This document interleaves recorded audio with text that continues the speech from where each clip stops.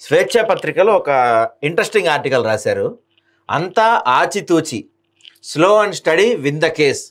కొలిక్కి వచ్చిన కాళేశ్వరం కమిషన్ విచారణ, త్వరలోనే బీఆర్ఎస్ పెద్దకు పిలుపు, చివరి దశకు ఫోన్ ట్యాపింగ్ వ్యవహారం, ప్రభాకర్ రావుకు మూసుకుపోయిన దారులు, తాజాగా గొర్రెల స్కామ్లో A1 అరెస్ట్, తర్వాత సోతదారుల వంతే, కార్ రేస్, జీఎస్టీ కేసులపైన జాగ్రత్తగా ముందుకు, ఆలస్యమైనా సరే పక్కాగా అష్టదిగ్బంధనం చేశారా అడుగులని చెప్పి స్వేచ్ఛలో ఒక ఆర్టికల్ రాశారు. ఇదంతా కూడా నాకు ఎలా అనిపిస్తుంది అంటే, ఈ ఆర్టికల్ చూస్తే జనాలు ఎప్పుడు అరెస్ట్ చేస్తారు, మీరు ఎప్పుడు అరెస్ట్ చేస్తారు, ఒక్క అరెస్ట్ కూడా ఇంతవరకు లేదు, ఎప్పుడు అరెస్ట్ చేస్తారు అని జనాలు మాట్లాడుకుంటున్న దాని గురించి కవరేజ్ ఒక దాన్ని ఏమంటారు, ఒక కవరింగ్ ఆర్టికల్ లాగా కనపడుతుంది. ఏమంటారు సార్ మీరు? అంటే ఇది వాస్తవం సాయి. ఏంటంటే స్పష్టంగా ఇందాక మనం మాట్లాడుకున్నట్టు ఎప్పుడు చేస్తారు అనే దాంట్లో ఇంకా చేస్తున్నాం అని చెప్పుకోవడానికి ఇది ఒక ప్రయత్నం. అయితే వాస్తవం ఏంటంటే కాళేశ్వరం కమిషన్ పూర్తిగా రిపోర్ట్ ఇచ్చింది. ఆ రిపోర్ట్లో కేసీఆర్ వల్లనే, అంటే అధికారులు అందరూ చెప్పింది ఏంటంటే కేసీఆర్ చెప్తే అది చేసినాం, మా తప్పేం లేదు, అంతా ఆయన మీద తోసేసిండ్రు, కానీ అధికారులలో చేయకూడదు కాబట్టి అధికారుల మీద కూడా చర్యలు ఉంటాయి. ఇంట్లో కేసీఆర్ విచారణ కూడా జరిగేటువంటి అవకాశాలని జరగాలి.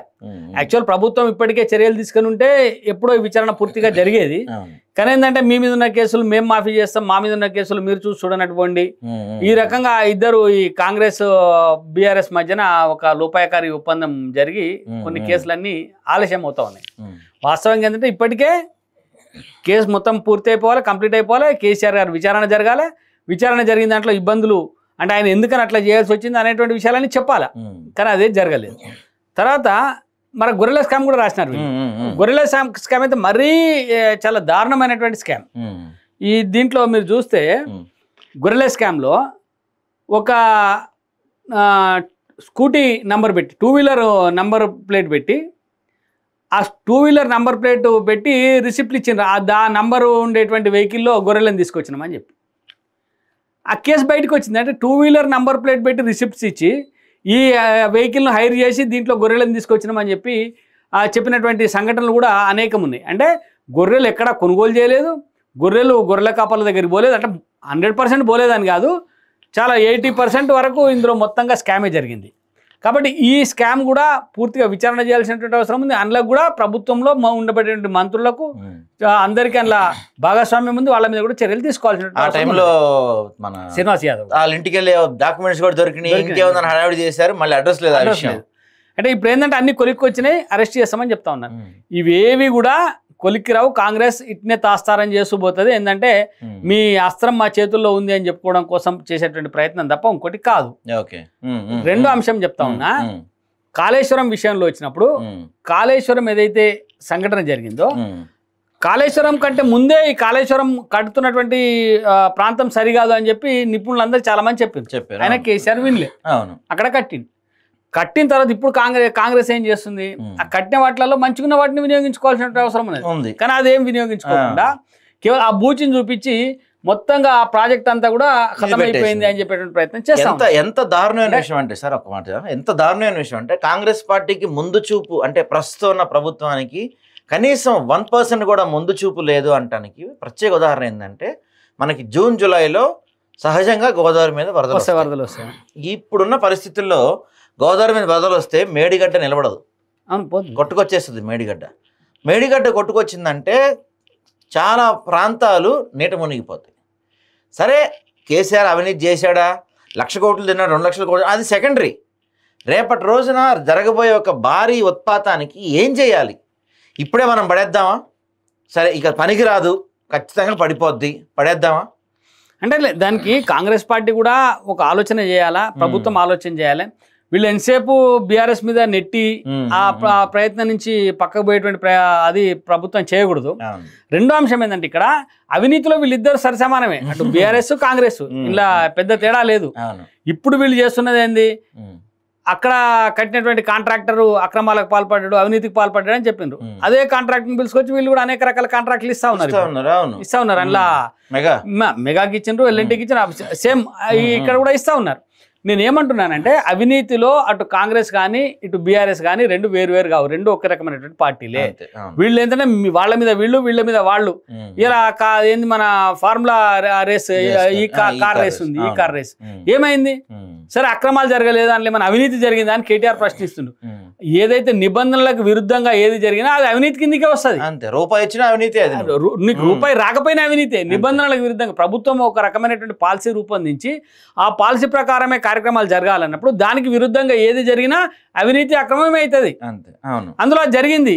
మరి కేటీఆర్ మీద వీళ్ళు ఎందుకు చర్యలు తీసుకుంటున్నారో తెలియదు అసలు. అది సార్ ఇంకోటి సార్, వీళ్ళు ఎలక్షన్స్ అప్పుడు వీళ్ళ మెయిన్ మేనిఫెస్టో ఏంటంటే ధరణిని రాగానే మేము తెగ అరెస్ట్ చేస్తామన్నారు. ధరణి మీద పెద్ద రిపోర్ట్ తయారు చేస్తారు. ఆ రిపోర్ట్ ఇంతవరకు బయట పెట్టలేదు. మీకు ధరణి పోయింది, భూభారత భూమాతన ఏదో కొత్తగా తీసుకొచ్చిండ్రు. సరే తీసుకొచ్చిండ్రు, ఏం మార్చిండ్రు అట్లా అనేది అసలు హైలైట్ ఏంటంటే ధరణిలో అత్యంతగా చెప్పుకునే కుంభకోణం జరిగిందని చెప్పుకున్న దానికి లీడరు, దాన్ని నడిపించింది ఎవరు? నవీన్ మిట్టల్. దొంగ చేతికి తాళాలు ఇచ్చి నవీన్ మిట్టలు ఆరోపణలే ఆయన్నే అందులో ఉన్నాడు. తర్వాత నాయకులు కూడా దాని ద్వారా అప్పుడు బీఆర్ఎస్ లో లబ్ధి పొందినటువంటి నాయకులు అందరూ కూడా ఇప్పుడు కాంగ్రెస్ పార్టీలోనే ఉన్నారు. దాని వల్ల భూములు ఆక్రమించిన వాళ్ళు, ఆ భూములు అంటే కొన్ని వందల కోట్ల రూపాయల విలువైనటువంటి భూములు తమ సొంతం చేసుకున్న వాళ్ళు, వాళ్ళందరూ కూడా ఎప్పుడైతే ఆ పార్టీ అధికారంలో పోగానే మళ్ళీ అందరూ వచ్చి ఇదే పార్టీలో ఉన్నారు. మరి వాళ్ళకి వ్యతిరేకంగా ఈ ప్రభుత్వం ఏమైనా నడపగలుగుతుందా? ఏం చేయలేదు, వాళ్ళకే పదవులు ఇస్తా ఉన్నాయి. ఒకటైతే వాస్తవం ఏం చెప్తున్నానంటే బీఆర్ఎస్ వదిలేసినటువంటి అంటే కేసీఆర్ గారు వదిలేసిపోయినటువంటి చెప్పులలో రేవంత్ రెడ్డి గారు కాళ్ళు పెట్టి పాలన చేస్తా ఉన్నాడు తప్ప ఈయన కొత్తగా చెప్పులు వేసుకోలే, కొత్తగా నడక నేర్చుకోలే. అదే పని ఈయన చేస్తా ఉన్నాడు. దానివల్ల ఉపయోగం లేదు. బీఆర్ఎస్ పోయి అంటే ముఖ్యమంత్రిగా కేసీఆర్ పోయి రేవంత్ రెడ్డి వచ్చినాడు అంతే తప్ప పాలనలో ఏమాత్రం మార్పు రాలే, అవినీతి ఆగిపోలే. ఇవన్నీ కూడా గతంలో వాళ్ళు చేసినటువంటి వాటి మీద విచారణ అని చెప్తే ఇప్పటిదాకా ఏడాదిన్నర గడిచినా ఒక్క విచారణ కూడా పూర్తి చేయలే, ఒక్కరి మీద కూడా చర్యలు తీసుకోలే. కాబట్టి ఈ పాలన ఇంతకు భిన్నంగా ఉండేటువంటి అవకాశాలు ఏం లేవు. ఒకటే ఏంటంటే బీఆర్ఎస్ పోయింది, కాంగ్రెస్ వచ్చింది అంతే తప్ప పాలన ఏం మాత్రం మారలే, ప్రజలకు ఏమాత్రం సౌకర్యాలు జరగలే. నేను ముఖ్యంగా చెప్పేది ఏంటంటే రేవంత్ రెడ్డి గారు సంవత్సరం అయింది కదా, మీ మార్క్ మీ మస్తిష్కంలో వచ్చి మీరు ప్రవేశపెట్టినటువంటి పథకాలు ఏమైనా ఉన్నాయంటే జీరో, ఒక్కటి కూడా లేదు ఇప్పటిదాకా. అన్ని గతంలో ఉన్న పథకాలని మాడిఫై చేయడమో లేకపోతే వాళ్ళు 2000 ఇస్తే నువ్వు 3000 ఇవ్వడమో ఇదే జరిగింది తప్ప కొత్తగా వినూత్నంగా ఆలోచన చేసి కొత్తగా ప్రజల కోసం ప్రవేశపెట్టిన పథకం హైడ్రా ఉంది. హైడ్రా చెప్పిండ్రు, మూసి అన్నాడు, సుందరీకరణ అన్నాడు, అది కూడా పునర్జీవనం అన్నాడు. ఎక్కడికో పోయి చూసి వచ్చిండు, అది కూడా పూర్తిగా అంటే అనాలోచితమైనటువంటి కార్యక్రమాలు, అనాలోచితమైన చర్యల వల్లనే ప్రభుత్వం ఒక సంవత్సరంన్నర కాలం గడిపేసింది. ఇది ఇంతకు భిన్నంగా ఇంతకు మించి పాలన కొత్తగా ఉంటుందని చెప్పి నాకైతే అనిపించట్లేదు. రైట్. అయితే సార్ మనం టాపిక్ వచ్చింది కాబట్టి అడుగుతున్నాం. మరి చాలామంది తెలంగాణలో ప్రధానంగా వినిపిస్తున్న అంటే మీరు ఒక బీజేపీ రిప్రజెంటేటివ్ లీడర్ కాబట్టి మిమ్మల్ని అడుగుతున్న ఈ క్వశ్చన్, ప్రధానంగా వినిపిస్తున్న క్వశ్చన్ ఏంటంటే రాబో రోజుల్లో బీఆర్ఎస్ బీజేపీ కలిసి ఎన్నికలకు వెళ్ళబోతుంది, ఒక కూటమిగా ఫామ్ అవబోతుంది అనే ఒక ప్రచారం వినపడుతుంది. అందుకనే మొన్న ఈ ఎలకతుర్తిలో జరిగిన సభలో కూడా కేసీఆర్ బీజేపీ గురించి ఏదో అనాలి కాబట్టి నామకే వస్తే అన్నాడు తప్ప పెద్దగా బీజేపీని టచ్ చేయలేదు. ఇప్పుడు బీఆర్ఎస్ నేతలు అందరూ కాంగ్రెస్ పైనే దృష్టి పెట్టారు కానీ బీజేపీని ఏమంటలేదు.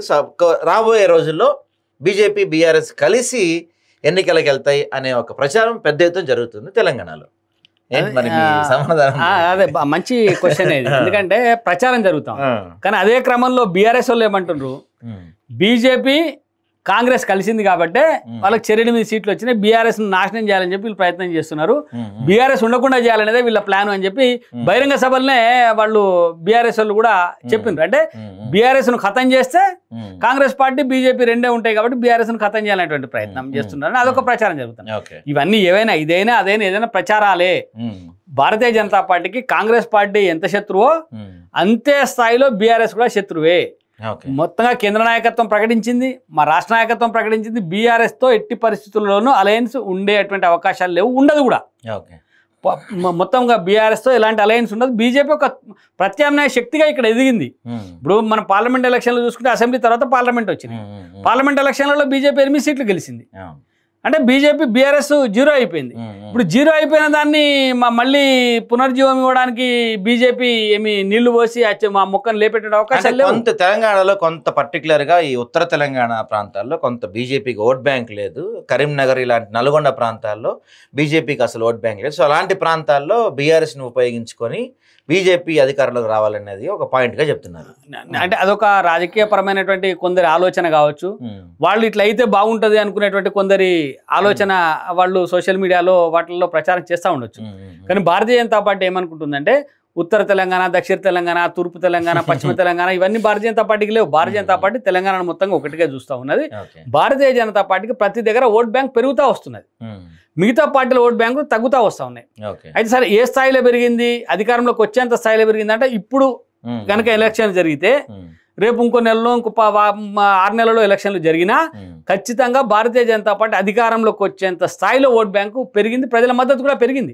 ఎందుకు చెప్తున్నాను ఈ మాట అంటే రేపు స్థానిక ఎన్నికలు వచ్చినా లేకపోతే ఇతరత్ర ఎన్నికలు వచ్చినా మొన్న ఎమ్మెల్సీ ఎన్నికలు వచ్చినాయి. 2 ఎమ్మెల్సీ స్థానాలను బీజేపీ గెలిచింది. మీకు టీచర్స్ ఎమ్మెల్సీ స్థానాలలో బీజేపీ కూడా గెలిచింది. అంటే అటు చదువుకున్న వాళ్ళు విద్యావంతులు బీజేపీ వైపునే ఉన్నారు. అక్కడ కూడా మళ్ళీ టాపిక్ ఏంటంటే బీజేపీని గెలిపిస్తానికి బీఆర్ఎస్ క్యాండిడేట్ పెట్టలేదు అని అక్కడ కూడా టాపిక్. అంటే ఇప్పుడు మేమేమంటున్నామంటే కాంగ్రెస్ బీఆర్ఎస్ ఒకటే బీజేపీని ఓడగొట్టడం ప్రయత్నం చేసింది అని చెప్పి బీజేపీ చెప్తా ఉన్నాం. అయినా మేము గెలిచినాం అక్కడ. ఇప్పుడు అట్లా అంటే వాళ్ళు ఎక్కడ పెట్టలేదు క్యాండిడేట్ను. ఇప్పుడు ఒక్కటే వాస్తవం ఏంది, గ్రామీణ ప్రాంతాలలో కూడా బీజేపీ చొచ్చుకెళ్ళింది. ఇలా బీజేపీ పట్ల ప్రజలలో విశ్వాసం పెరిగింది, బీఆర్ఎస్ పట్ల ప్రజలలో విశ్వాసం లేదు. ఎందుకు లేదు అంటే 2 అంశాలు. కేసీఆర్ గారు బయటికి రారు, కేటీఆర్ గారిని ప్రజలు నమ్మరు. కాబట్టి ఇంకా ఆ పార్టీలో ఏముంది, ఒక కుటుంబం తప్ప. వితౌట్ కేటీఆర్ వితౌట్ కేసీఆర్ ఇక పార్టీ నోవేర్. మీరు నిన్న వరంగల్ జరిగినటువంటి సభలో చూస్తే కూడా కేసీఆర్ కేటీఆర్ ఫోటోలు తప్ప హరీష్ ఫోటోలు కూడా లేవు, కవిత ఫోటోలు లేవు, తెలంగాణ ఉద్యమకారుల ఫోటోలు లేవు. వాళ్ళు ఎప్పుడైతే తెలంగాణను పార్టీ నుంచి తీసేసుకొని భారత రాష్ట్ర సమితి అయినరో తెలంగాణ ప్రజలు దాన్ని గుర్తించేటువంటి అవకాశం లేదు. మీరు తెలంగాణ అంశాన్ని తీసేసుకున్నారు కదా. ఇప్పుడు ఆ పార్టీకి గుండెకాయనే తెలంగాణ అని వాళ్ళు చెప్పుకున్నారు. జీవము, నరము, రక్తము అంతా తెలంగాణనే అని చెప్పుకున్నారు. ఆ తెలంగాణనే పార్టీ నుంచి తీసేసారు కదా వాళ్ళు. కాబట్టి ఆ పార్టీని ప్రజలు విశ్వసించరు, వాళ్ళ విశ్వాసం కోల్పోతా ఉన్నారు. కాబట్టి ఇలా హరీష్ రావు గారి ఫోటో లేదు, మరి అక్కడ కార్యక్రమాలు చేసినటువంటి మిగతా నాయకుల ఫోటోలు లేవు.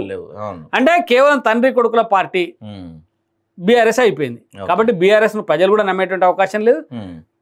బీజేపీ బీఆర్ఎస్ తో కలిసేటువంటి అవకాశం ఎట్టి పరిస్థితుల్లో ఉండదు. ఎందుకంటే ప్రత్యామ్నాయ శక్తిగా బీజేపీ ఎదిగింది, రేపు అధికారంలోకి రావడానికి ముందుకు పోతా ఉంది. కాబట్టి మిగతా పార్టీలతో కలవడానికి బీజేపీకి ఏం అవసరం లేదు, కలవదు కూడా. Okay sir, right.